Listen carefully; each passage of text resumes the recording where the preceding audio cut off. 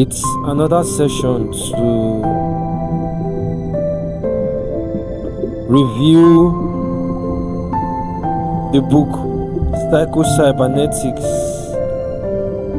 by Maxwell Maltz. So before we review a book, like we always do, we would know who the author is in order to better understand how he thinks and why he writes the way he writes.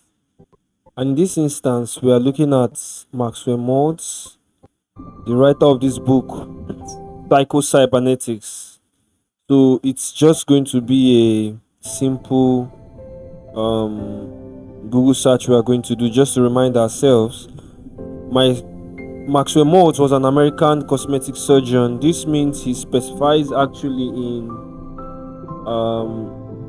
doing sort of like face surgery, better face enhancement, corrections on the human's face, physical image, basically whatsoever involves correcting maybe an improper growth or whatsoever. So this was basically what he does, right?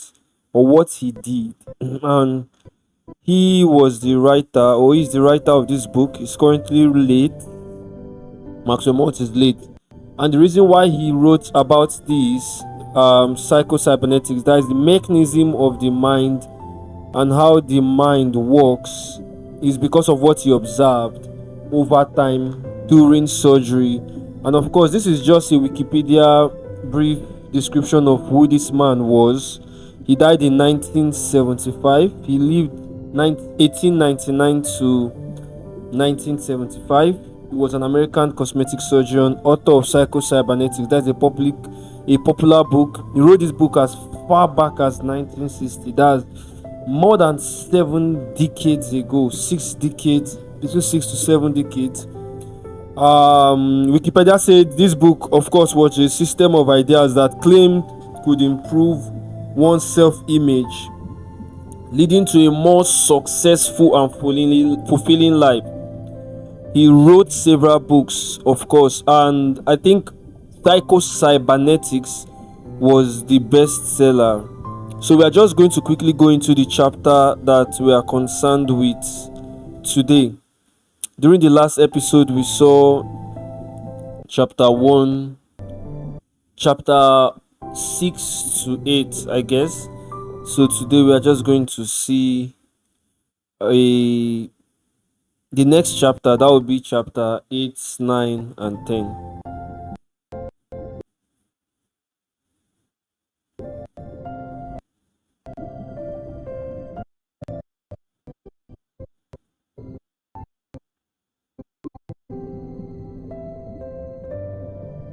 So just to reiterate, during the last chapter, we saw these achievers. We had to browse through to see their faces and to see what they've done. We saw how that, of course, chapter 7, it talked about the fact that your best ideas comes when you are not trying too hard, when you are not worrying too hard.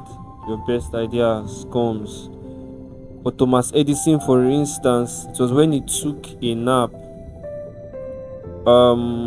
that he came up with the solution to his problem. Charles Darwin also, it was when he was just riding his carriage. Some of the time, the solution you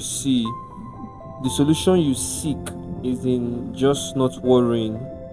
We saw Russell. He worked intensely, then gave him months to just think and marinate. And we saw the French scientist Poincaré. His best ideas came away from his workbench. So he just talked about not worrying too much in writing about self-image. Chapter 8 is the paradox of performance. You don't try, just do. And if you read this chapter, he explained the fact that rather than try too hard most of the time and waiting, just do it. And of course, he gave scenario of a pianist. A skilled pianist doesn't consciously think before he starts playing. Just like a salesman also who thinks too hard about the objection can't answer spontaneously. You just do. And the process to becoming good at this, of course, not performing and performing poorly, just like a pianist, you have to learn and practice. You practice the act of doing and building skill over time while still doing. And just stop thinking about it, let it become automatic. You have an idea, you have a problem you want to solve. Instead of thinking and thinking, just jump on it. Just have that attitude and practice jumping on it immediately. You stop thinking about it. Then number 3, perform naturally and spontaneously. Just flow, and over time you will be better. You get better in acting spontaneously in the correct way. So chapter 8 actually resonated with me. It gave a lot of instances when it comes to acting spontaneously and not just trying and trying. Just do it. Just act on it. The truth is, you have a project you are trying to solve. You have projects in your mind you feel it's going to be lucrative in the future. Rather than wait, just jump on it. When you do that, even if it is not that project that is going to make you very successful as you suppose, you are already training your mind to act on things, and over time you know how to do it well.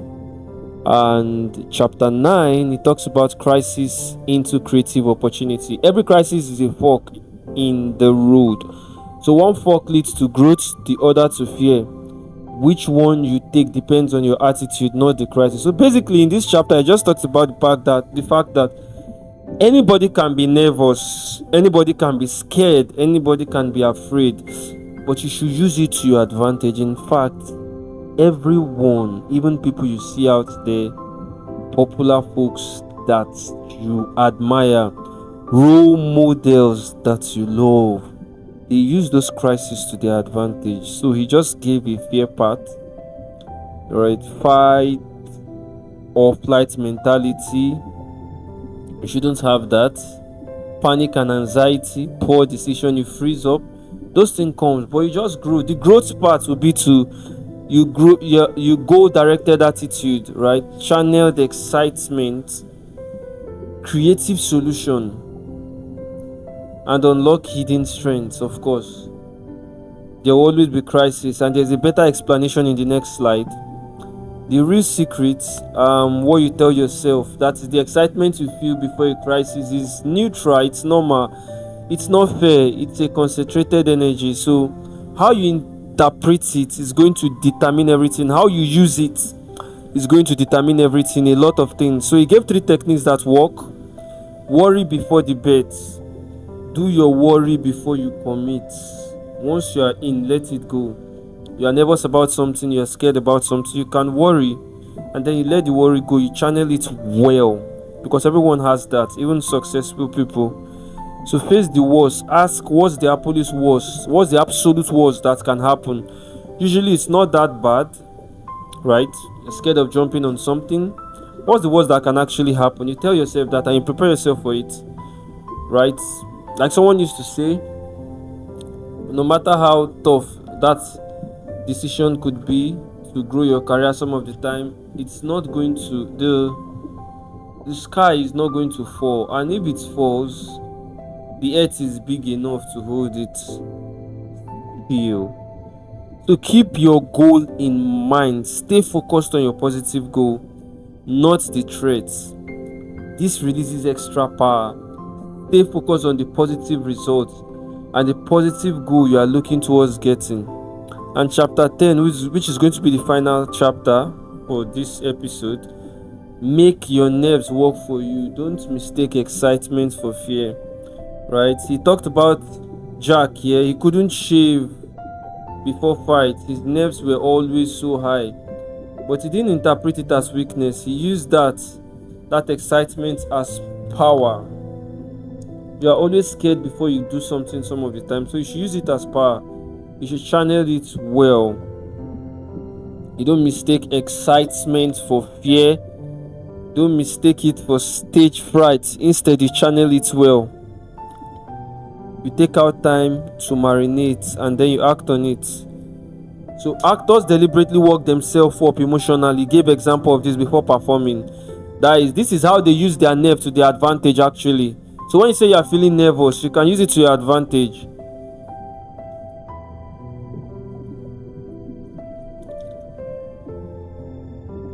Experienced athletes ought to know nervousness, and they know that it means peak performance ready. When they are nervous, trainers pick the most spirited horse. It always runs better. Before they run, you see the most spirited horse, nervous and moving already. You channel it. Public speaker used to use pre-speech, of course, jitters, as a sign that they are on. So when you feel nervous about something, you feel scared about jumping on something, channel it well and use the energy correctly. That's going to be the end of our slides today. Thank you so much. It's been a great journey.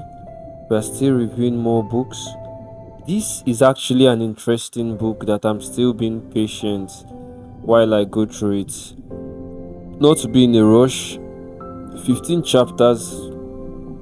Actually, we've seen 10 chapters. We have 5 chapters to go, and it's been a great book. It's been a great book. Help.